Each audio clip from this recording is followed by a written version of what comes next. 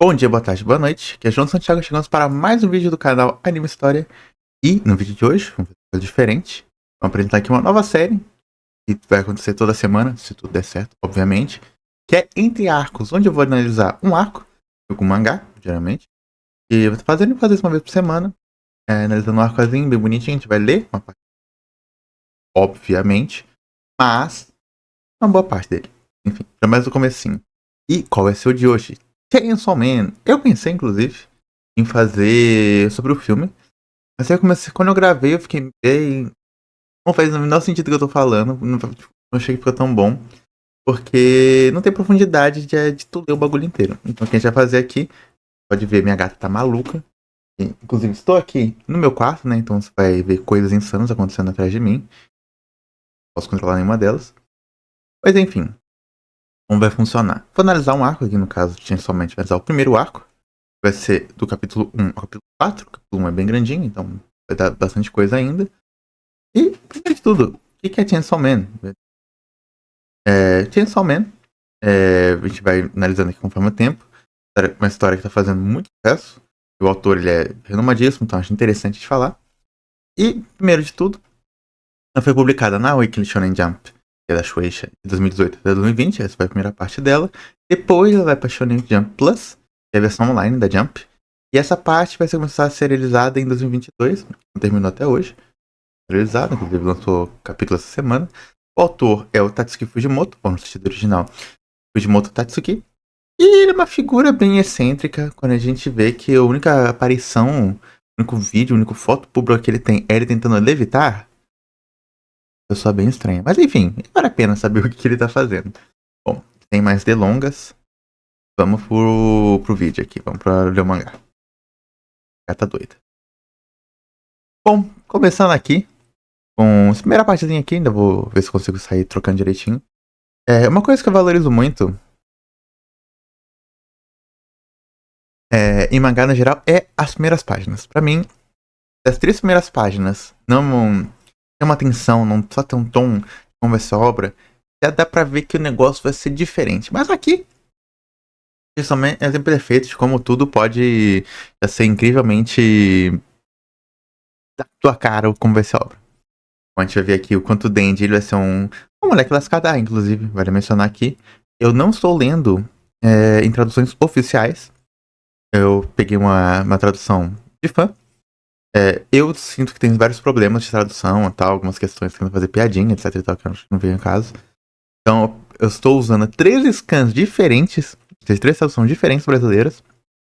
Caso eu acho que ficou estranho, eu vejo em inglês, eu vejo em japonês como ficou, se tá tudo certo e tal. Então, se eu sentir que tem algum problema na tradução, eu falaria com você. Mas enfim, seguindo aqui. Aqui já saiu do Tom, quem que é o nosso protagonista aqui, que é um moleque lascado, cheio de dívida. Tem 1 bilionésimos de ien aí, talvez ele bota quanto ele tá devendo. Ele vendeu tudo o corpo dele, basicamente, literalmente. Ele deu uma parte do olho, vendeu um olho, vendeu uma bola, vendeu o rim, vendeu tudo. Corta a árvore, ele faz de tudo. Ou seja, é um moleque que não tem de cair morto. E aqui, eu preferi pegar colorido porque direto na Jump Plus, tu consegue ainda os 3 primeiros capítulos, então você vai estar certinho. E tem as partezinhas coloridas que eu achei meio bonito, não tinha visto. Só quando fui ler que eu vi que tinha já essa partezinha colorida. E a gente vê que o único jeito dele tirar um dinheiro decente é ele se caçando demônio. A gente já entra no mundo e pensa, carai, que doideira. Quem que é esse mundo cheio de demônio? Pois enfim. Ali a gente já vê que ele é muito lascado e o único jeito é um trabalho extremamente perigoso, né? Que obviamente não vai ser tão fácil pegar um demônio. Aqui é aquelas partes coloridas já. Você vê aqui o nosso protagonista mais lascado que tudo. Pelo amor de Deus, Joy, para de passar aqui. É disso mesmo que eu tô falando, gata. Enfim. A gente vê que tem uma recompensa, mas ele tá cheio de dívida, então vai tirando tudo, né? Aqui eu acho uma parte muito interessante. Eu vejo muita gente utilizando a Chainsaw Man pra falar sobre como o Estado rouba nós, como mulher, não sei o que, mas a gente vai desconstruir tudo isso com o tempo. Mas a gente vê que inicialmente aqui, quem está oprimindo o Denji é este velho aí, que vai ser um Yakuza, a gente vai ser revelado pra gente. E fica bastante claro que ele tá nessa situação um pouco controversa. E, obviamente, o Estado japonês em si não fez absolutamente nada para mudar a situação, né? Mas, enfim. Aí ele fala ali e tal, como tá a situação. A gente vai vendo o quanto o Denji é um protagonista extremamente lascado. Não tem absolutamente nada. Aí o pouquinho do dinheiro que tem, ele compra uma fatia de pão pra eles comerem. Ele e o Potita, né? Que é o bichinho dele ali, o bichinho demônio dele. E aqui, qual a impressão inicial que a gente já tem? A gente vê que o nosso protagonista não é um menino cheio de sonhos. Já é bem estranho, na Jump, assim. É um menino bem lascado. Não tem as suas melhores condições. E aqui, ainda dialoga muito com uma classe trabalhadora oprimida. E fica contando o dinheiro, contando o que tem e tal, pra pagar suas contas. E já sinaliza pra gente que tipo de história isso vai ser. Que tipo de herói é o nosso protagonista aqui. E aqui eu já tô cortando um pouco já não vai seguindo tão direitinho. Isso aqui eu acho muito importante pra gente entender quem é o Dente. Né, o nosso protagonista. Que é uma ótima qualidade dele é que ele faz sempre o que mandam. Ou seja, a situação que ele tá, qualquer coisa que mandar ele fazer, ele vai fazer, porque ele não tem escolha. É isso ou morrer. É bastante importante saber. A gente dá um outro pulo bem grande. Ele conseguiu ler um trocadinho lá com os caras da Yakuza zoando ele, fazendo ele comer cigarro. Com dinheirinho ele comprou comida por mais 3 dias. Mas que tipo de comida que é? É isso aí, um pão. Ele come com potita. E aqui já vê os sonhos dele. É de ter uma vida normal. Sabe? Tipo, comer. E ele não. Ele vendo toda essa dívida, ele imagina que nunca vai conseguir esse tipo de coisa. E essa questão de dívida vai ser bastante importante durante o decorrer do mangá, porque não vai ser só dívida econômica de fato, mas outros tipos também, emocional, por assim vai. Ele vai falando dos sonhos dele, que ele queria comer uma comidinha gostosa, ter uma namorada e tal, mas é aí que ele fala, não é como se eu fosse trazer uma garota pra cá, né, não tenho dinheiro nem pra um encontro, ou seja, já imbui aqui também uma questão bem econômica, bem de classe aqui também, é aquilo, eu não tenho dinheiro pra nada, eu não tenho onde cair morto, vou fazer o que com isso aqui? Eu não tenho nem direito a viver. Que é basicamente o que todo mundo que vive na sociedade capitalista, né? E numa sociedade tão neoliberal quanto é o Japão, isso é amplificado ainda mais, né? E a nossa também, né? Mas lá talvez seja um pouco pior, vendo diferenças econômicas. Não que não exista aqui. Peraí, não trocou. Tá certinho. Bom, aí dá um flashbackzinho e tal. E aqui é outra parte muito importante. O pai do nosso protagonista aqui, ele comete a palavra com S, né? Porque não conseguia pagar dívida, aparentemente. E mesmo com isso, mesmo com a Yakuza extorquindo o Denji, falando que o nosso protagonista, né? Não falei o nome dele Denji ainda. É nosso protagonista. Mas é Denji, vocês sabem, vai ser o nosso protagonista aqui, o Denji. Ele não quer morrer. E isso eu acho muito forte, muito importante. Por mais que a vida dele seja uma merda, esteja uma bosta, ele simplesmente não quer morrer. Ele não quer essa vida aqui. E ele vê uma oportunidade, fazendo um contrato ali com o demôniozinho ali, o Potita, pra ser um caçador de demônios.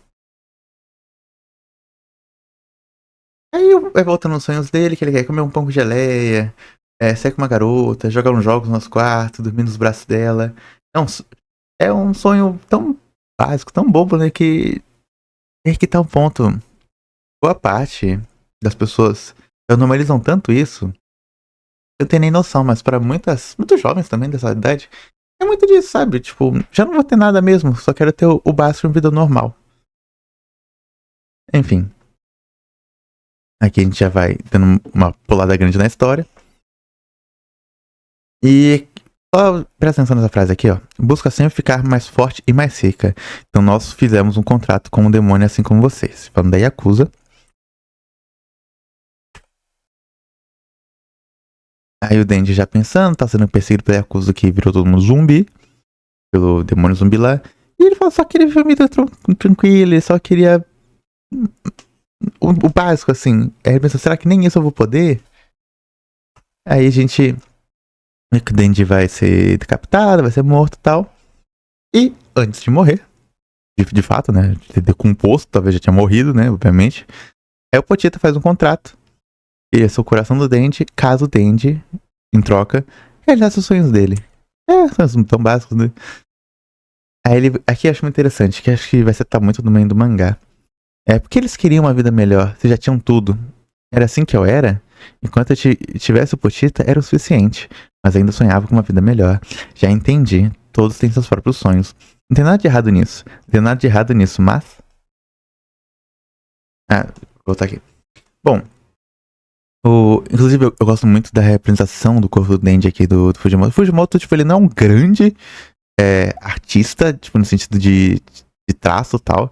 Mas ele transmite emoções tão bem, assim, tipo, mas tão poderosas que eu acho incrível aqui. Tipo, eu dei muito simples do Denji aqui. Mas o corpo dele raquítico, tipo, claramente desnutrido, achei fantástico isso aqui. Enfim. Mostra que, tipo, aí a coisa tinha tudo, mas eles sem querem mais. Essa ganância deles acabou destruindo tudo deles, fazendo eles virar literalmente zumbis. Ou seja, se escravizando. Enquanto o Denji pensa, eu também queria mais, mas será que é isso mesmo? E aí ele entende que tá tudo bem todo mundo seguir suas opções, tá ligado? Mas esses têm seus preços, né? E o Denji se pergunta qual que é o preço que ele tem que pagar aqui, né, basicamente, pra ter uma vidinha tão básica, né? Quanto dele. E ele achando que a vida dele de merda, né, como o Pochita gera muita coisa. Aí ele vai destruir todo mundo e tal. Aí aparece outro personagem aqui, né, a Máquina. Que aqui a gente acerta muito das relações dele, como vai ser a partir de agora, né? Eu vim aqui pra matar uns demônios zumbi. Sou uma caçadora de demônios oficial. Aí já vai até aqui. Você tem duas opções aqui. Pode morrer aqui como demônio, pode virar meu bichinho como humano. Aí, que escolha o Denji tem, né? Pro livre instantânea pressão, ele obedece a Makima, né? E vai acabar virando o cachorrinho dela. Nesse sentido figurado, obviamente. Mas porque ele simplesmente queria uma comida. Porque ele não come. Essa criança é um lascado. Aí ele pergunta tal que tipo de comida seria. Aí ela manda assim, não sei o que, isso aqui, uma bolsa mineira. Aí só esse ato, só essa coisa tão básica, tão boba, é o suficiente pra ele sonhar mais que tudo. Aí ele está lá, parece que estou sonhando. O preço pela normalidade que ele sonhou é ponto de interrogação. E aqui a gente termina nosso primeiro capítulo, que eu já acho sensacional, espetacular esse primeiro capítulo aqui. Muito forte, inclusive, e já seta muito da história. Mas vamos pro segundo capítulo, já. Tive um leve contratempo aqui, mas já vamos voltar à leitura e bora. A gente já começa já o segundo capítulo aqui. E já fica muito clara as relações de como é fácil enganar o Denji aqui. Primeira pessoa que minimamente tratou ele como ser humano. Ele já fica, meu Deus do céu, tô apaixonado. Como ela é diferente. E assim, já tem uma noção de como o moleque, sem conexões alguma, é facilmente manipulável. Aí depois a gente pode ver como a máquina sabe disso muito bem e começa a manipular o Denji também. Insinuando coisas tipo, vai lá fazer, aquilo lá vai ser uma bichinho agora. Só obedece e tal. E fica muito implícito também o quanto ela é uma pessoa controladora já nesse início aqui. Conforme a gente vai vendo, vai fazer mais sentido ainda. Mas também o quanto o Denji, pra sobreviver, ele simplesmente acata tudo que tá acontecendo e vai lá, beleza, eu faço isso. Ele, inclusive, já dá uma ameaça um pouco mais ríspida a ele, assim, ó. Vai ser sacrificado, você não vai ter jeito.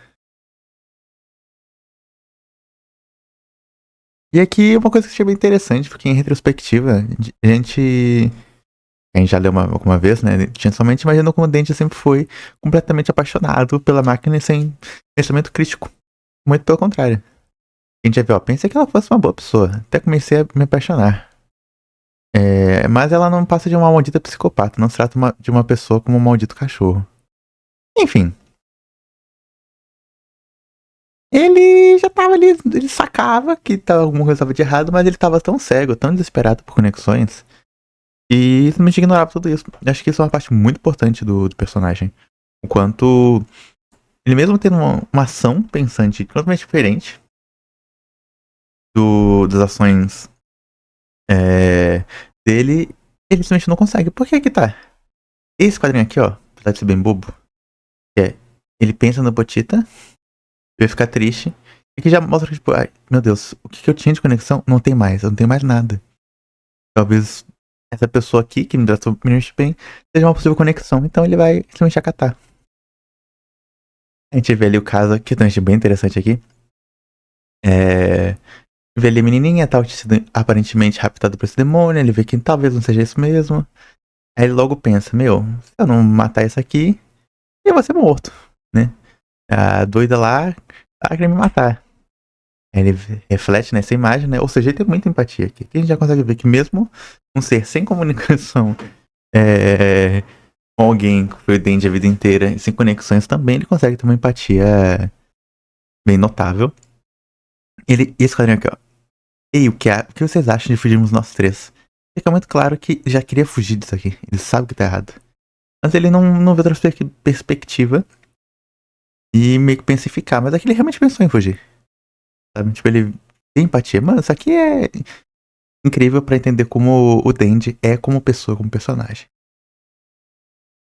Aí ele é surpreendido que o demônio simplesmente ataca ele, né? Manda coisas insanas ali, falando que vai atacar. Ele já fica completamente norteado. Mas, o que é uma coisa também interessante. Vou matar um pedaço de bosta com você, posso dormir com um bebê essa noite. Ou seja, o Denji, ele tem claramente um sistema na cabeça dele muito claro do que ele curte, do que ele apoia ou não, né? Fica muito claro também que ele não pensa muito quando é um ser que ele não considera ser apto a viver, né?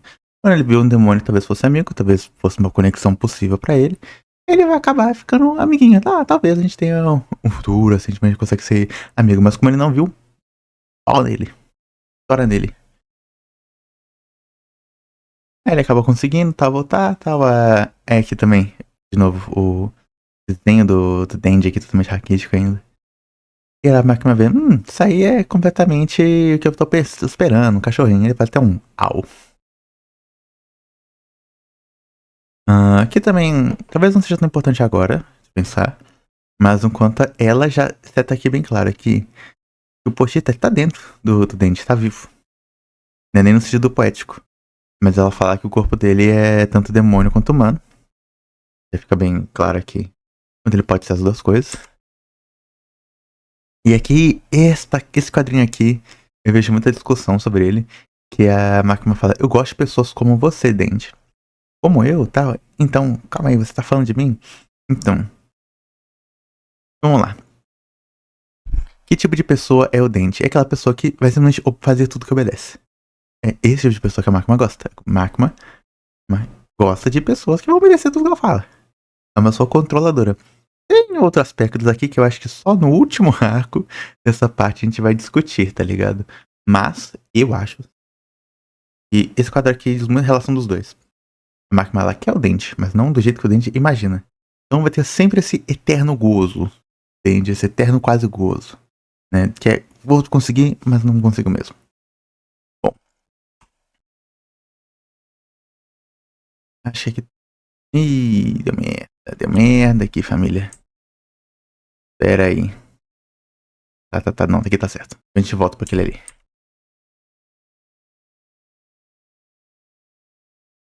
Aí eles vão pra Tóquio e tal. E percebe aqui o quanto a Makima tá falando dos benefícios e tal. De ser um caçador público, né, de ter um cargo público, ser funcionário público, e não no privado, né? Já deixando bem claro também algumas críticas aqui. Quanto setor privado, talvez tu consiga sair deste controle, entre aspas, não vai ter esses benefícios, né? Vai ter folga remunerada, sei que, não sei o que lá, mas ele tá um pouco se lascando pra tudo isso aí. Ele tá só pensando, talvez eu consiga ficar com ela, hein? Será, hein? Será que tem como eu fazer isso aí com ela? E a gente vê também uma parte aqui do que eu falei do quase, desse eterno quase gozo do Denji. Ele pensava que ia ter um trabalhar diretamente com a Makima. Mas não. Ele terá que trabalhar aqui com o Aki, né? Que vai ser o nosso primeiro grupinho, nosso Sasuke do trio, mas muito melhor que o Sasuke, obviamente. Mas não é difícil, mas né. E aqui já tem outra questão da Makima que vai ser muito importante. O quanto ela sempre vai Dá esse petisco aqui pro Denji. Fala assim, ó, se tu fazer isso, aquilo, eu te recompenso. Literalmente como um cachorro. Ó, se você fizer bem sua função, talvez um dia possamos trabalhar juntos. Então, faça o seu melhor. Ele obviamente vai fazer, porque ele quer trabalhar com a Makima, né? Aí aqui que vem este quadrinho aqui. Não, já não, foi mal. Aí, enfim, eles vão ter uma discussão. Que o Aki, né? Que é realmente uma figura da anime japonesa que era mais exacerbada. A Makima como uma chefe, manipuladora, controladora. E o Aki como um funcionário leal. E eles estão ali querendo de fato ter uma convicção forte. Porque tá. A ideologia nessas empresas japonesas é muito além do simplesmente, quero ganhar dinheiro, quero trabalhar pra isso. Não, eles te possam ter muito mais, a ter de fato o vestir a camisa da empresa, sabe, que tu já deve ter ouvido falar. Realmente força aquilo nos funcionários. Não, você tem que ter um objetivo aqui extremo, tem que doar sua vida inteira pela empresa, porque a empresa tem os seus objetivos, tem que cumprir junto com elas. O objetivo pessoal tem que ser o da empresa. E aqui o Aki vai ser a personificação completa disso aqui. Enquanto o Denji tá pouco se cagando. Ele só quer literalmente ter uma vida normal. Eles vão ter uma treta, calma. E aqui também achei interessante que recortar. Enquanto o Denji ele não tem escrúpulos algum. Ele vai simplesmente jogar sujo se for necessário. E nesses 3 capítulos a gente pode ver o quanto o Denji é completamente diferente de qualquer protagonista shonen. Vou chegar nesse pontinho aqui no finalzinho deste arco, mas já foi aqui que ele luta sujo se for necessário. E quando ele fala aqui do udon que ele comeu, era um udon que estaria ruim, estaria frio, ensopado, tipo, perderia toda a constância. Mesmo assim, nunca comeu nada daquele coisa, tipo, o quanto ele recontenta com um pouco, né? E aqui ele falando de como foi a primeira vez que foi tratado como pessoa normal. E esse quadrinho aqui é muito importante. Mas se eu puder manter esse tipo de vida, não me importo de morrer. A questão, cara, a vida normal que a gente tem, muita gente, nem todo mundo consegue ter, né? Uma vida estável e normal, é algo que pro Denji nunca foi horizonte pra ele. Então, quando ele consegue, qualquer pessoa que esteja nessa posição consegue, por exemplo, entrar no mercado de trabalho dessa forma, mesmo sendo totalmente explorador, correndo risco de vida todo dia, se doando todo dia, essa pessoa vai lutar com todas as garras, porque ela viu num lugar muito pior. Não, tipo, esse normalzinho aqui, esse básico, pra mim já tá show. É o que eu preciso pra viver. Pera aí que eu pulei demais. Aqui. Eles vão discutindo, não estão se dando bem. Aí fica isso aqui que eles vão ficar no mesmo grupo. E a máquina de novo. É bem controlador aqui, já manda lá, tá assim, ó. Eu te avisei que a gente ia montar esse esquadrão, né? Que iriam fazer um experimento e tal, eu não quero saber. Só obedece aí. E aqui eu acho muito interessante. Antes, lembra quando ela falou que o caso do Denji não era único, né? Que ele era só mais um. Ele falou a primeira vez, esse teu caso aí de demônio, ser um demônio, um humano que vira um demônio, é muito raro, né? Sempre acontece, mas você não é o único. Mas aqui ela reforça, quando é corporativo, ela fala, não, você é único. Só tem ele. Você tem que fazer isso aí, porque ele tem tratamento especial. Mostra como ela é hábil em mentir ou omitir informações para conseguir manter o controle de todo mundo ali no seu ambiente de trabalho. Ou seja, uma pessoa deveras complicada. E aqui já rechaça de novo. Se ele tentar fugir ou violar alguma regra, ele será morto como um demônio. Ou seja, se você não presta para trabalhar pra gente, você tá morto. Muito simples. E aqui é sensacional essa coisa aqui. Quer dizer que vamos trabalhar juntos até que a morte nos separe. Literalmente é um casamento. Porque é isso que a empresa, a busca desse salário japonês, é que você case com a empresa. Você vai fazer tudo pela empresa, vai estudar pela empresa. E não vai se casar, ter conexões de verdade. Olha como é poderoso aqui também. O Denji aqui, que é uma figura que só quer conexões, quer ficar junto. Tem um sonho de ter uma namoradinha e tal. Coisa básica. Ele tem essa figura aqui, da Makima. Inclusive, interessante também como o Fujimoto usa essa arte aqui. E, tipo, ela é uma possível conexão. Ela fala isso aqui que tu vai ter que estudar pela empresa até a morte. Ou seja, até tu morrer de cansaço, né? E numa sociedade que tem uma palavra, literalmente, pra falar sobre morte por cansaço de trabalho, quer dizer que isso acontece muito, né? Ah, não, agora aqui é aquele lá do começo. Ele pergunta, ei, Makima, a Makima é uma pessoa má? Aí a gente volta lá. Bom, aí o Aki fala assim, se é isso que você pensa dela, desiste, mano. Tipo, tem como. Aí fala que ele devia agradecer por ela estar dando uma chance mínima pra ele. E ele pensa, então ela é uma pessoa boa? Aí o Aki fala, claro que é. Eu devo minha vida a ela.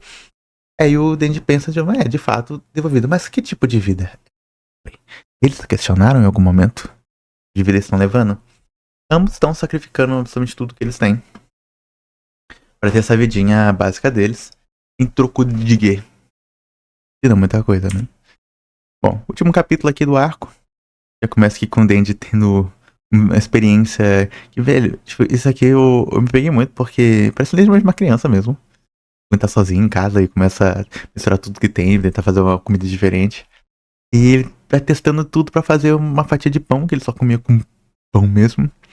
E ele tacou tudo e comeu e coisa mais legal. E o Aki olha com um olhar meio de espanto, tristeza e sem entender muito bem. Aí tá lá no banho falando dos benefícios dele. Inclusive isso aqui, eu vi em duas traduções que ele tava cantando musiquinha. Mas no original, o japonês ele tá falando de fato sobre o benefício dele. Então é esse aqui que é o mais correto. Já vendo um pouco aí do dia a dia deles. Oh, caralho. Então, o dia a dia fica muito claro assim que o Aki ele não entende como o Denji se comporta. Mas ele meio que tipo, vai relevando, sabe? Tipo, é trabalho. Inicialmente é nesse sentimento. Aí eles vão ter um caso de um demônio, piriri. E aqui acho muito importante algum detalhe. Acho que mas eu só mais coisas, mas enfim. Ele pergunta porque eu falo de novo da empatia do Denji. Ele usa os poderes. Ah, claro, tipo, vai ser bem doloroso pra mim. Ou seja, ele não vai fazer literalmente tudo que mandam. Vai machucar muito ele. É uma pessoa consciente, o Denji, né? Ele tem um cachorro, mais que ele possa. E ele não queria dar uma morte tão dura pro demônio, porque ele tem muita empatia. Aí o Aki vai ficar muito puto com isso. Falando assim, ó, que essa galera aí mata gente de família e tal, mata os pais de família que estão ali. E vocês percebem como isso parece muito retórica do bandido bom, bandido morto? Por mais. Meu dedo, velho. Por mais que essa gente aqui, os demônios no caso, não é uma alegoria tão boa a se fazer, mas. Talvez só massacrar eles não mude muita coisa a relação. Tipo, ele cumpriu do mesmo jeito. Tem muito estrago. Essa compaixão dele não é algo bem visto, porque tu tem que tratar simplesmente tudo como um monstro, como inimigo, quando é um demônio é muito fácil. Mas quando é outro ser humano, é tão fácil assim? Vamos ver se eles trabalham isso tão bem quanto a gente imagina. Aí ele fala de novo, todo mundo, ninguém tá certo, todo mundo fazendo o máximo, tipo, os policiais estão querendo só voltar pra família, o Aki quer vingança dele e tal. E todo mundo tá se doando pra empresa, né, vestindo a camisa. E o Dente tá nem aí, tá ligado? Só quer viver a vida dele, ganhar o salário dele e meter o louco dele. E ele fala uma frase que eu acho muito importante. Se um demônio quiser ser meu amigo, então sim, eu quero, pois eu não tenho nenhum amigo. Cara, eu acho que isso aqui é muito bom pra segmentar que tipo de shonen é esse aqui, que tipo de protagonista é o Dente. A amizade é algo muito importante quando a gente pensa em, em shonen no geral. É um dos fatores pilares da Shonen Jump, né? Amizade, esforço, vitória, né? E tem muitos problemas disso aí, mas enfim. E o Dente valoriza muito a amizade, mas é de um jeito muito diferente do que a gente imagina. Não é aquela amizade, tipo, vamos pensar, estilo Naruto, estilo Tanjiro, Demon Slayer. Naruto de Naruto, obviamente. Que é uma abnegação quase messiânica. A pessoa, tipo, é meu amigo e tal. Mesmo que seja uma pessoa horrível, talvez possa ser meu amigo. Não, é algo genuíno do Dente. Dente muito humano, ele realmente quer ter alguém com uma conexão mínima. E ele tá vendo o Aki que, por agora, como empecilho, uma pessoa que não quer essa conexão. A Makima como uma pessoa que ele quer muito ter. Mas ele também sente muita dificuldade, então qualquer pessoa, a mínima pessoa, vai ser uma oportunidade pra ele. Isso eu acho muito interessante, o quanto ele desconstrói de fato um pouco o arquétipo de Shonen. E aqui acho Interessante que ele fala assim, é, os... ele usasse as motosserras, podia sujar e tal. Vocês vestinham ali mais 18. E aqui eu tenho que falar uma coisa bem interessante. Quanto o Dendi utiliza toda essa sexualidade, essa hipersexualidade que ele tem, pra mascarar os sentimentos dele, pra mascarar, pra impedir que ele tenha certos sentimentos, pra ele não confrontar certos sentimentos. Isso é um mecanismo muito comum, né, de mentes assim, ainda mais jovens. E você percebe que ele realmente não quis pensar muito sobre a morte lá do demônio ali, o que ele faria, a briga dele com a Aki. Então ele vai ali pro Marcus, tenta dar uma afastada disso aqui. No mangá fica muito engraçado, a gente pensa, nossa, que divertido, hahaha, e a dólares apenas. Só que na vida real não é tão legal, né? E até pessoas tentando ver como problemático, achar que ele é apenas um punheteiro. Ele pode ser também um moleque de 6 anos, velho. Vai ser também. Mas é muito mais complexo do que vocês imaginam. Aí, enfim, ele começa a pensar sobre a vida dele e tal, como tá bacana. Eu tenho um banho todo dia, eu tenho uma comida boa, tenho uma gostosa por aqui perto também. E isso aqui já é perfeito pra mim, mas ele nunca sente que tem tudo, tá ligado? Falta alguma coisa.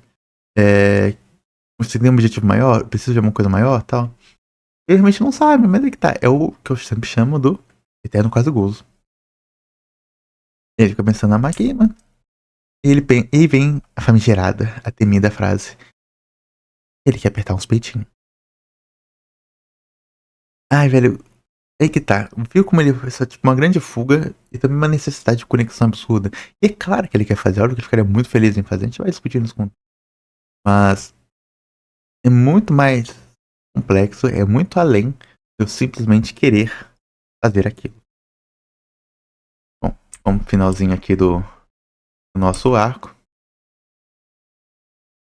Outra coisa que eu falei no começo, né? Que ele tinha desistido porque não tinha nem dinheiro, mas agora tem um dinheiro. E aí ele pensa, pô, agora que eu sou alguém na sociedade, né? Eu tenho um emprego, eu tenho algum dinheiro, talvez eu consiga algo. Talvez eu tenha direito a alguma coisa, alguma conexão. E aí ele começa a pensar que esse é o objetivo dele. Tava todo mundo certo. E aí a Marquinhos vai de novo tacar outro companheiro com ele. Aí ela vai explicando um pouco o que é o Infernal, né? Infernal é diferente dele, é um demônio que controla um humano, não controla um demônio, né? É, sempre pensando nisso. E aí que vem a Infernal, né? Vai ser a Power, que é nosso trio aqui, se formando, né? O nosso Naruto, Sasuke e Sakura. Aí que ele vê que a Infernal tem peitinhos, ele pensa, opa, é isso aí, tamo dentro. E aqui acabamos o nosso primeiro arco. Arco de introdução. Minha outra gatinha tava limpando ali. Enfim, a gente pode ver que tem muitas coisas mais complexas que a gente imagina aqui em Chainsaw Man. Conforme vai passando, a gente vai discutir mais, mas por enquanto é isso aí. Vou deixar por aqui. Semana que vem tem mais, tem o próximo arco, que é o arco do Demônio Morcego, se eu não me engano. Vai ver a power direitinho. Enfim, é isso. Tamo junto. Curta, compartilha, comenta aqui. Segue no Instagram, Anima Underline Story. Vê os outros vídeos também, compartilha pra todo mundo. A gente precisa crescer esse canal aqui. Dá uma ajuda aí. É isso. Valeu!